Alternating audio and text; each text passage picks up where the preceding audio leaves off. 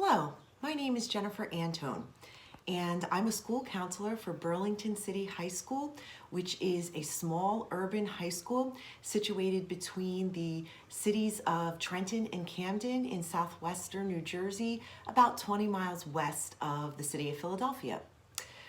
I'm also a community engagement coordinator for the New Deal team, and today I will be speaking with you about Vision Statement 3. Vision Statement 3 connects the concepts of democracy, social justice, and reform in schools through scholarship, dialogue, and action. A perfect illustration of how challenging integrating these three concepts are in all facets of our work in terms of school leaders can be seen with the rapid changes to the school program across school systems since COVID-19 closed our schools in mid-March. While multiple components of the school program have been impacted, one dimension that seems to concern students and parents most is in relation to the evaluation of student work. Because schools closed abruptly, my students were largely at home without computers, consistent internet access, but additionally they were lacking some of the essential academic, behavioral, and social and emotional supports that they needed to even reasonably attempt their work, let alone complete their work for the remainder of the marking period. Like many other school leaders, this has been a widespread issue in my district and many others alike. Additionally, because we are a highly mobile district with students moving in and out frequently, we have had multiple families enroll right after in the weeks right after the schools closed, basically lacking all of the aforementioned resources, with the additional barrier of not knowing their new teachers, and a few having been out of school for the better part of a year. So how do we evaluate these students who struggle with disengagement under normal circumstances? A conventional school leadership perspective may have considered school improvement as the most important emphasis, perhaps thinking ahead to next year's assessment. With this narrow focus, conventional school leaders may make scheduling and grading decisions for some of our most vulnerable students with the focus rigidly and narrowly on what is least detrimental to high-stakes measures, including high-stakes testing, a 4-year graduation rate, and chronic absenteeism percentages.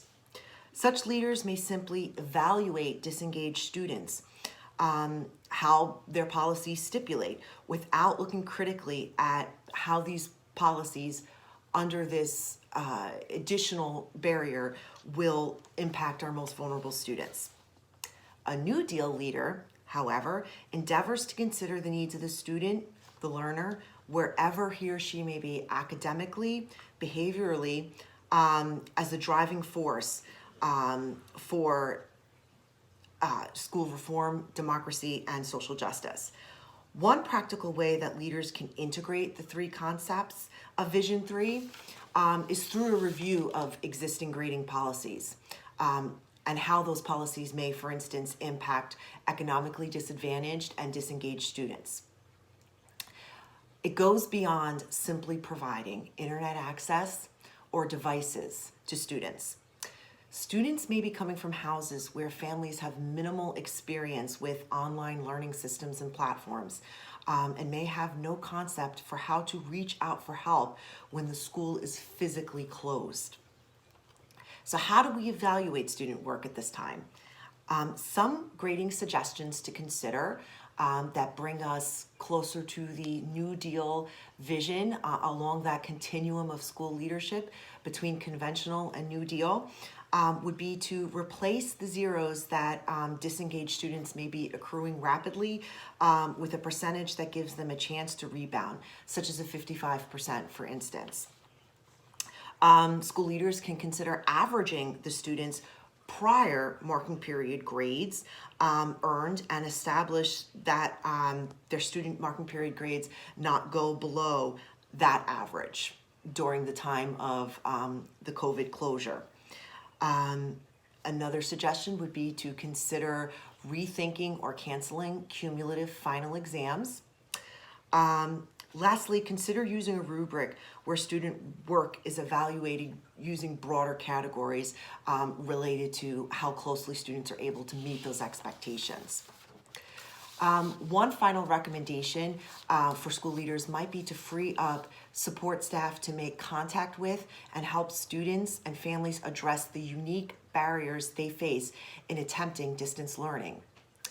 Sometimes a phone call, dropping off something that might help students meet their work expectations can be all the difference. Organizing some of this huge undertaking for parents might be all that it takes.